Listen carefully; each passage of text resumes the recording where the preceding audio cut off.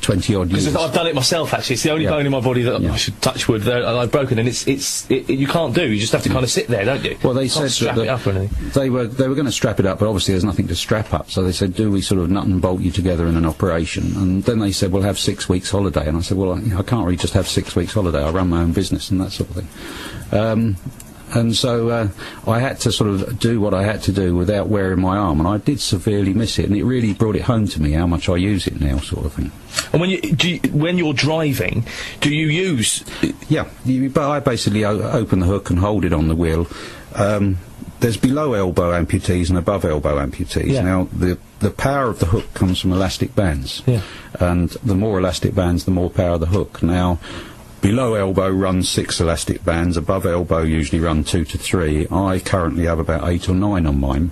That's why the straps break and everything, but I get a good grip by that. So that improves the grip. You see, I have a HGV as well. I drive a lorry. That's what I said to the RAC. I said, if I can go around the M25 on a Monday morning, I'm sure I can go around Brands Hatch. Hopefully the other 28 people know what they're doing. I'd imagine the M25 is slightly slower on a Monday morning. It sometimes can be, yeah. Yes, I can imagine. So the driving that you're involved with now, is that autocross or is that stock?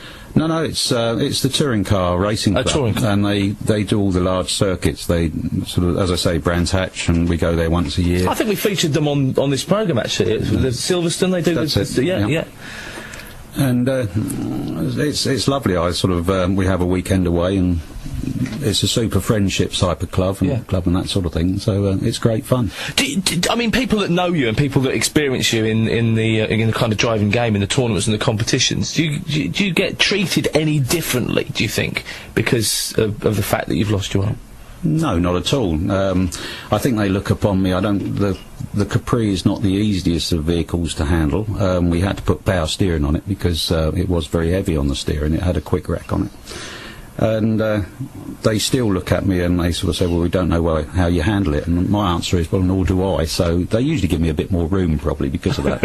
And having said that, we've rubbed door handles and mirrors and that sort of thing. So I think they accept me as one of them. I've got to say, the Capris, when I was younger, were the car. The sports car, weren't they? They just looked the business, the Capris.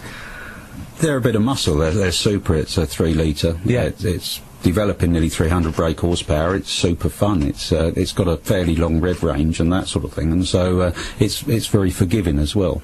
And I have no trouble with it. I love driving. My life is driving. My life is cars. So that's what I love to do. So presumably the sport locally is very healthy, driving in and around. I mean, I've spoken to Bob Bull on a number of occasions, who I know covers a lot of the motorsport for BBC Three Counties Radio. There seems to be a large number of people that are involved, not just driving, not just the actual driving, but the mechanics, the stewards, and everyone. It's very healthy in this area, isn't it? It is, yes. I mean, when I was 17, I joined a local sort of car club called the Falcon Motor Club, and that's my sort of intro into motorsport and that sort of thing.